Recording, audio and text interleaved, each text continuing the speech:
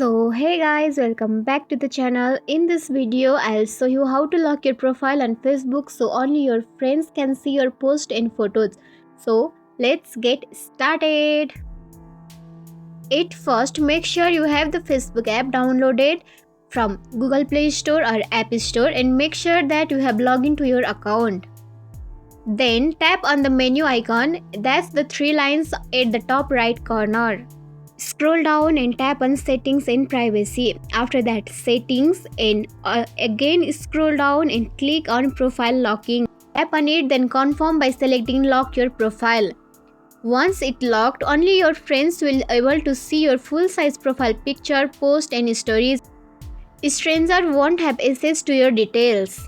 And if you want to unlock your profile, again go to that icon and unlock your profile. And that's it.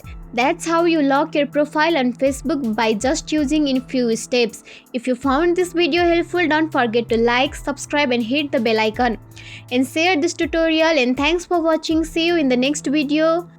Till then, bye bye, take care, have a good day.